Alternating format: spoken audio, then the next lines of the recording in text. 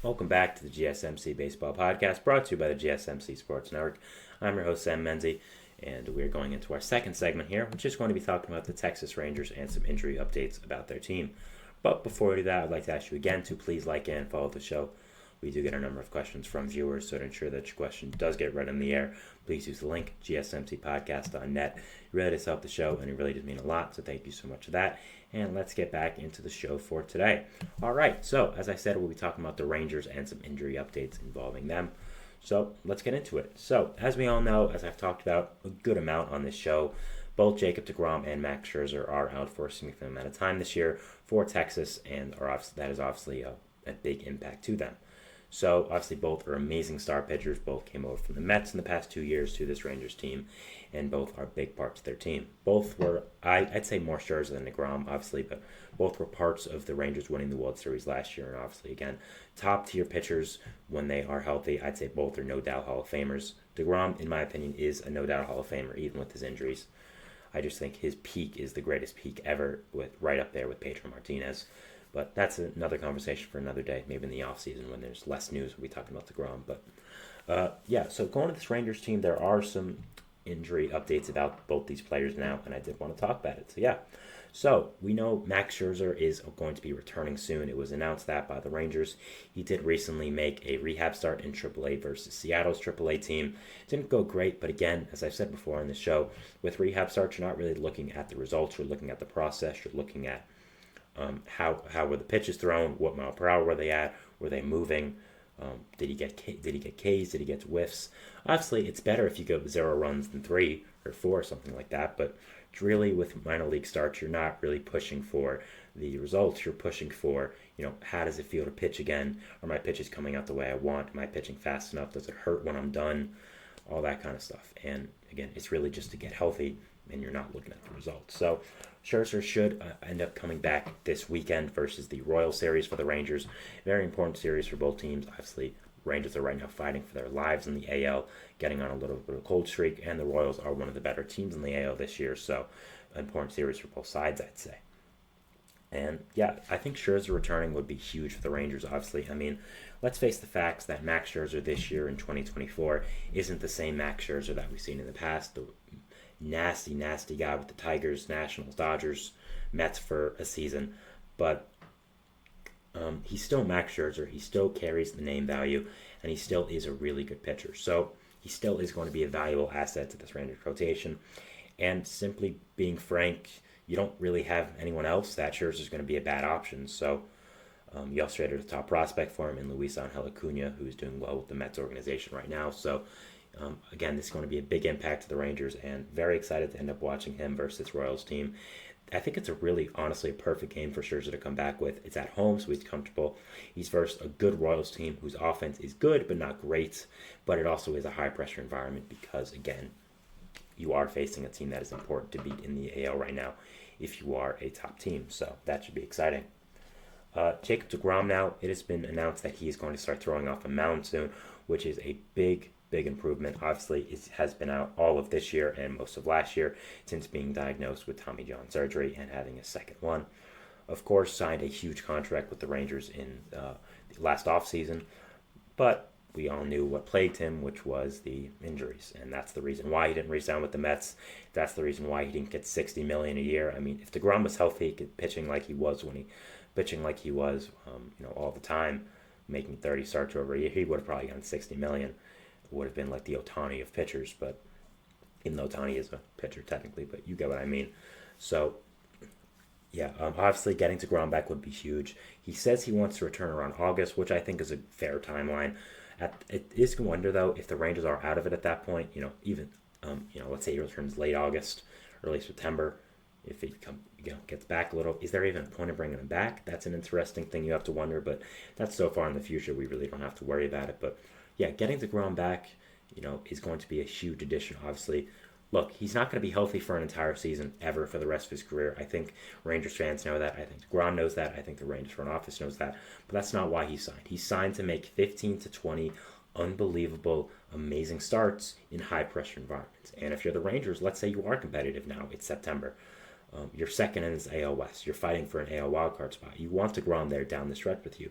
You want him starting every 5-6 days, going 7 innings pitched, giving up no runs, striking out an absurd number of batters. So that's really what you have deGrom for. You know what he is at this point in his career. The Rangers knew what he was. They signed him. It was an iffy signing when they did it. It's backfired so far. I'm sure they knew this possibility was to happen, but his upside is so high that you have to take the chance. And, I think it was time for the Mets to move on from him as a Mets fan, but at the same time, I'm happy he's there with the Rangers, and I don't feel any ill will towards him, I will say. So, yeah.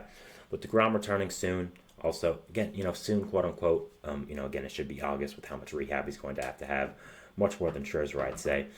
It should be, a big boost to this Rangers team, and it'll be interesting to see if there's any lingering effects from his Tommy John, his second one in his career. So, yeah, but overall, deGrom coming back, huge addition to this Rangers pitching staff. I mean, again, it's Jacob deGrom. What is there to say that hasn't been said about this guy? He's absolutely insane and incredible, and one of the best pitchers in baseball when healthy, one of the greatest peaks of all time, and so excited to end up watching him with the Rangers when he does end up getting healthy. So looking at this Rangers rotation now, even without deGrom and Scherzer, it's an interesting thing to look at. I mean, you have John Gray here, who was absolutely awful last night versus the New York Mets.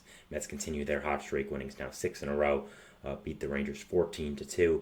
Pretty sure John Gray gave up 7 earned runs in 2 or 3 innings. The Grimace Mets stay alive. Very, very fun storyline. If the Mets keep winning, we just get to keep talking about Grimace and how he saved the Mets season. But I talked about that yesterday, so if you want to go see that yesterday, please go ahead. But it's on the channel. But this rotation, there still are some good pieces here. Of course, John Gray, I think, is a solid pitcher.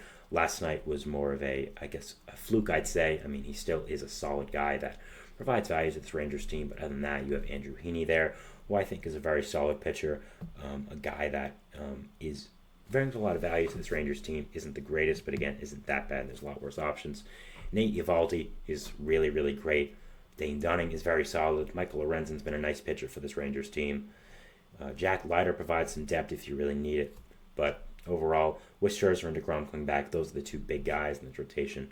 Looks much, much better when they are back. Tyler Mahle should also return soon as well. That's another guy I'm very, very high on. Love that signing when he coming out from the Twins. So, yeah, it should be very, very interesting to see what is going to happen with this Rangers team, if that's a rhyme. But, yeah, very interested to see what is going to happen with this Rangers team. And with deGrom and Scherzer coming back, the rotation is going to get much, much more interesting. They could look to trade for a starting pitcher, and if they do end up doing that, I think this rotation would look a lot better, because even with deGrom and Scherzer coming back, how much can you really trust them in the year of 2024 to be consistent difference makers? Maybe they'll give you 1, 2, 3, 4, maybe even 5 great starts, but other than that, they're older, they're injury prone, and I just don't know how good they're going to be coming off injuries. Scherzer this could be his last year in the MLB. I doubt it, but he's getting older and he only has 1 year left in his contract, so we'll have to end up seeing. And overall, very interested to see what is going to happen with these two guys and this Rangers team and this rotation. And it is going to be a very, very interesting storyline to follow for the rest of the year. What happens with these guys' rebuilds? What happens with these guys' rehabs? The effect it's going to have on this team and the AL West. And again, something I'm following. We'll definitely be watching Scherzer start whenever it comes this weekend against the Royals. Should be a very fantastic series. Again, Royals are fighting for it. And looking at this Rangers team, I still think they're very solid. They just get hit hard with injuries. Again, with deGrom, with Scherzer. And not only that, Evan Carter's been hurt now. Wyatt Langford was hurt, and he's not performing. And I think you just need everyone to play up to their potential and just stay off the injured list, really, to continue to be the team you were last year. Cody Bradford is another player that got hurt. Obviously less impactful than Scherzer and deGrom in that rotation, but is a solid depth piece for you guys. And with deGrom and Scherzer out, you need to rely on guys like Bradford to help this rotation pitch very, very well. So, yeah, it should be very interesting to see what happens with this team. And yeah, yesterday was a tough loss, as I said, getting absolutely blown out by the Mets. But they've been on a roll.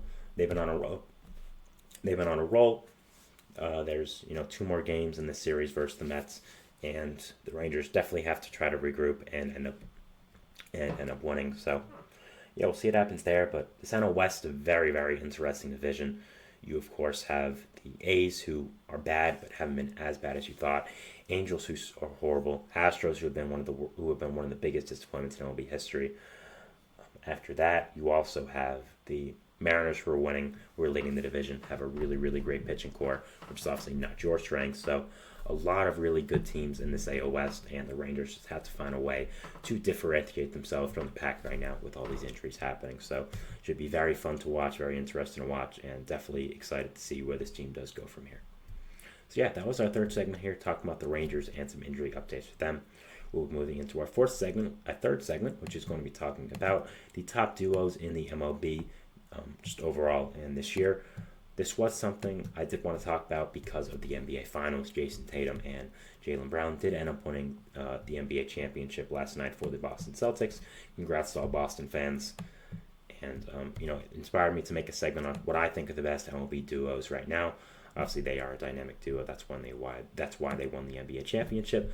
So I did kind of want to play off that and talk about it for MLB and kind of, give away to related here. So yeah, we'll talk about that, and we'll see you after the break. So thanks, and bye. Looking for your daily fix of sports talk without having to pay for it? GSMC Sports